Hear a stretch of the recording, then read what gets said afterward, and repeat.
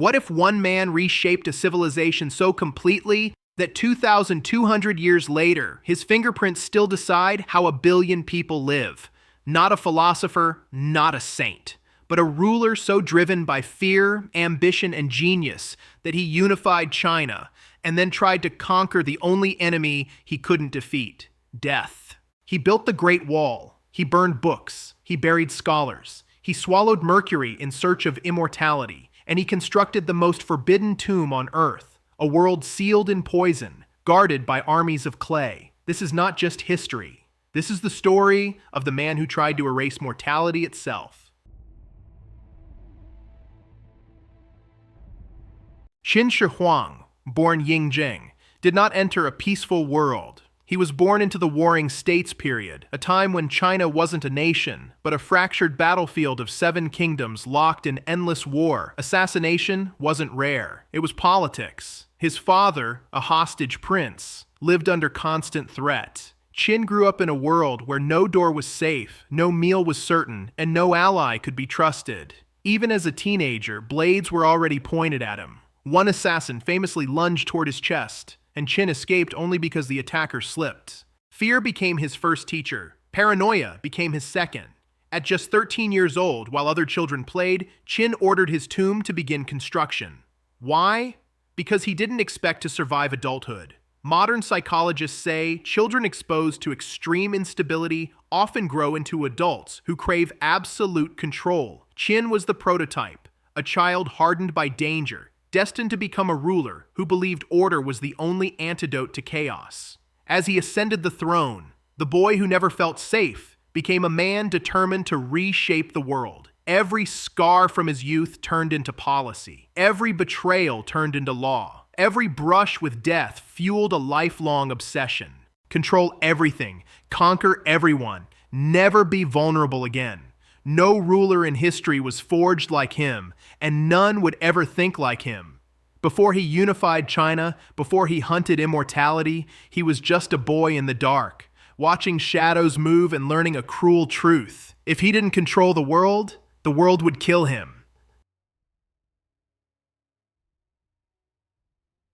By age 38, Qin accomplished what no one before him dared to imagine. He conquered all 6 rival kingdoms. For the first time in history, China was one country. But Qin didn't stop at military victory. His true revolution was administrative, a complete redesign of civilization itself. He ordered standardized writing, standardized currency, standardized weights and measures, standardized axle widths for every cart, standardized road sizes, standardized legal codes. It sounds simple today, but 2,200 years ago, it was radical. Qin was not just unifying people, he was synchronizing them. Every citizen used the same script.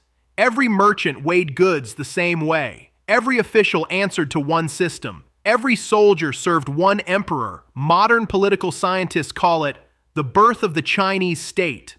But unity came at a price. Qin's ideology, legalism, viewed compassion as weakness. Laws were absolute. Punishments were brutal. Collective responsibility meant families paid the price for one member's crime. Then came the infamous acts, the burning of books, the burial of scholars. While historians debate the scale, all agree on the message. Qin believed information was a weapon, and only he should wield it. He built the early Great Wall, not as a monument, but as a symbol, a scar across the land, marking the borders of his new world. In less than a decade, China became both unified and afraid. Qin was brilliant. Qin was ruthless. Qin was necessary. But beneath all the ambition, beneath the reforms and campaigns, one fear gnawed at him. He could conquer kingdoms, but he could not conquer time. After unifying China, Qin turned his attention to the enemy that had stalked him since childhood: death. He sent emissaries across the seas to search for mythical immortals. He summoned alchemists, sorcerers, herbalists, anyone claiming to possess the secret to eternal life. And they gave him something: mercury cinnabar, elixirs they promised would strengthen his spirit. Modern science is clear. Mercury destroys the nervous system. It creates tremors, paranoia, hallucinations, and emotional instability. The emperor who ruled millions slowly lost the ability to rule his own mind. Historical records describe behaviors that echoed mercury poisoning. He slept in a different palace each night. He used body doubles to confuse assassins. He trusted no one, not even his closest advisors. He traveled with an entourage of magicians. He sought islands of immortality in the eastern seas. Some texts say he believed spirits followed him. Others claim he saw death as a physical being stalking his shadow. His obsession became national policy. His fear became an empire-wide mission. His madness became unstoppable. On his final tour of China, Qin demanded the largest caravan ever formed, not to show power, but to outrun mortality. He believed immortality was just one discovery away, one alchemist, one elixir, one secret hidden in the mountains or seas. He was wrong. Qin Shi Huang had conquered everything outside himself, but inside, a war he could never win. In chasing immortality, he destroyed the one thing that could have given it to him, a peaceful legacy.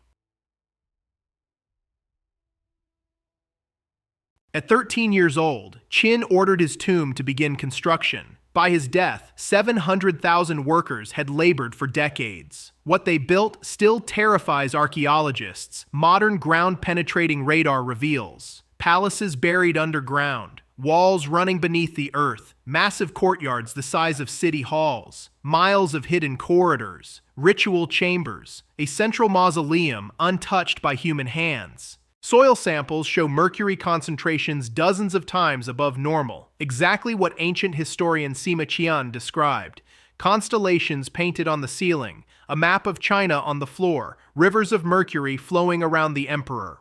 Why mercury? Because Qin believed it represented the waters of the world, and perhaps purification. Then came the discovery that shocked the modern world: the Terracotta Army. In 1974, farmers digging a well found a clay face staring back at them. Then another, then thousands. Over 8,000 soldiers, no two alike. They stood in formation, archers, cavalry, generals, a frozen military simulation. But the real shock came later. 3D scans revealed the soldiers were made using assembly line molds. The world's first mass production system, invented 2 millennia before the Industrial Revolution. Their weapons? Bronze alloys so advanced that many remain sharp after 2,000 years. But their colors, bright reds, purples, blues, crumble instantly when exposed to oxygen.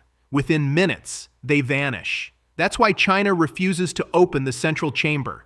If oxygen destroys warriors, what would it do to the emperor? There are rumors of traps. Ancient texts mention crossbows set to fire automatically. Metallic anomalies in the soil support the possibility, but no one knows. Because no one has opened the tomb. It remains sealed, toxic, unstable, filled with secrets. Qin failed to live forever, but the world he built below ground, it might outlive civilization itself.